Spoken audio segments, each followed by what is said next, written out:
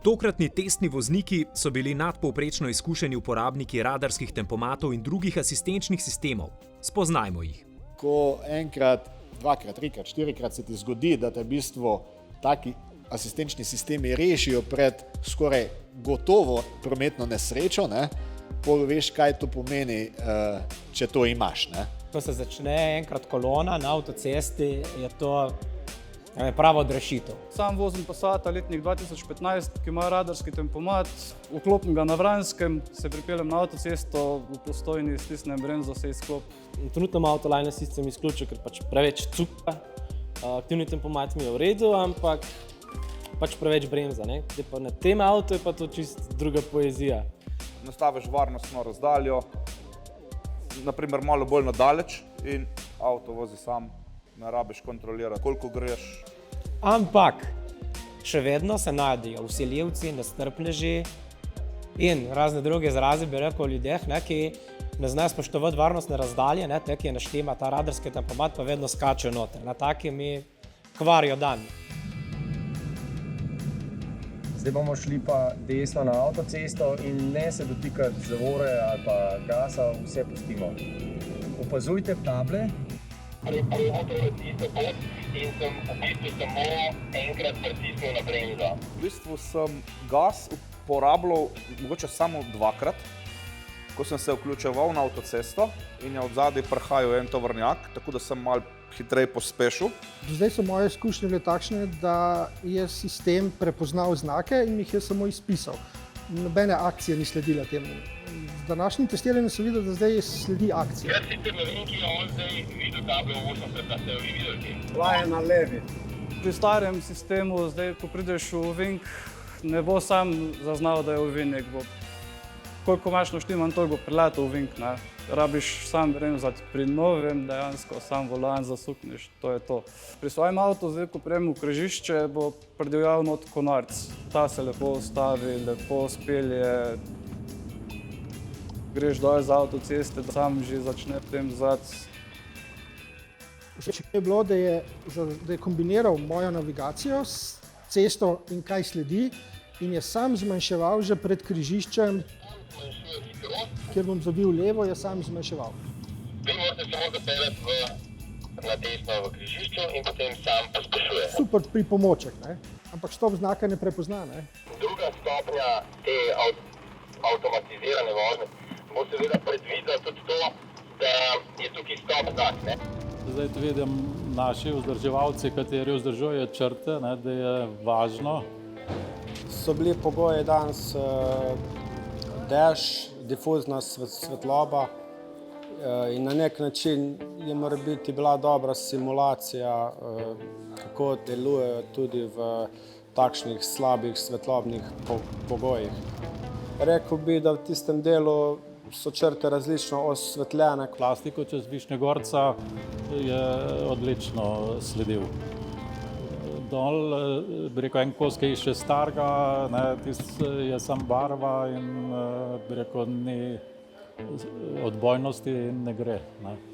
To pomeni, da treba črte obnavljati. V teoriji mi je to zelo všeč, to je meni zelo koristno osebno, ampak v praksi pa ima neke pomanjkljivosti. Ni še zrel, da mu prepustiš kontrolo. Po avtocesti, kjer so neke fiksne omejitve, je v redu, dokler niso neki znaki malo bolj stran. Spustil iz Višnjegorskega klanca, ker je verjetno zaradi bližine lokalne ceste spustil na 50. Ta sistem danes nam je pokazal, da je videl znak, kjer ga ni bilo. To je bilo malo moteče, ampak dobro sem opazil, sem posredoval, ampak potem je zopet vrnil nazaj na AC. Kje je sistem kiksno? V Sloveniji pogosto nimamo table konec omejitve. Tukaj naprej od avtoceste dol, ko smo se prijali proti Muljavi. Tam je v bistvu bila 60, zakaj 60, pa ni bilo več znaka, da ta omejitev preneha, ampak je bilo samo križišča, ki po predpisih signalizira, da omejitev preneha, je avto še vedno vozil 60. Avto sam ni kriv, če ne vidi znaka, če ga ni. Prvič sem vozil po cesti, mrak se je delal, še dež je bil. Za suho cesto bi tu bila ok hitrost, ampak za dež pa mogoče je bila malo previsoka. Jaz bi šel počasnejši. To pomeni, da so še nekje luknje oziroma v ti umetni pameti, ki bi se dalo pokrpati. Ne? Je pa tudi zaznal bolj ostro ovink, je pa kljub, da je bilo v 90, naprimer, je pa zaznal, ker je bil ostrejši ovink, pa je zmanjšal. Bil sem pripravljen, da bom bremzal, ampak je sam, bi rekel, zmanjšal. A čeprav je tako imenovani Travel Assist zgolj prototip vožnje prihodnosti, pa so naši testni vozniki po vožnji z novim Passatom videli tudi že povsem praktične koristi za današnje čase. Moja pot je ponavadi med Slovenijo in Češko. V samem Dunaju, znotraj mesta, ne vem točno koliko kamer, več kot 10 je sigurno na moji poti čez. Ne. In tiste njihove omejitve, 60, 80, tudi 40 nekje, večinoma 80, ne smeš iti 87, to je kazen. Ne. In če se zdaj pelješ samo v avto in gledaš vse te omejitve, si točen. Ne. Če imaš sopotnika, če mogoče je na radiju kakšna dobra muzika, pa se malo zatopiš v muziko, znak gre mimo tebe, proračun družinski je takoj lažji za 100, 200, 300 evrov. In zdaj tak sistem, sigurno dober. Ne. Investicija se bo poplačala zelo hitro. Zakaj potrebujemo internet? V preteklosti smo bili seveda odvisni preko RDS TMC obvestil, sedaj prehajamo na spletne prometne informacije. Vsi dogodki, ki se zgodijo na cestah, bodisi so to zastoji, bodisi so to nesreče, sam sistem pridobi, nam jih prikaže na navigacijskem sistemu. Vozilo jemlje bazo podatkov iz strežnika, ki se nahaja v Wolfsburgu, medtem ko pa sam strežnik napajajo lokalni ponudniki, se pravi Dars in pa prometni informacijski center. V takem avtomobilu, ki ima internetno povezavo, kirove zemljevide, pridejo dogodki takoj, ko so v sistemu prometno-informacijskega centra. To niso niti sekunde in je že v avtomobilu.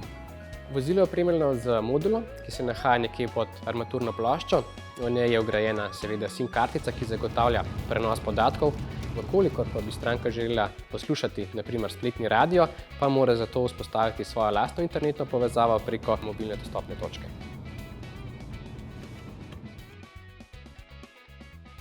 Več o novem Passatu seveda izveste tudi v našem poročilu s prve vožnje.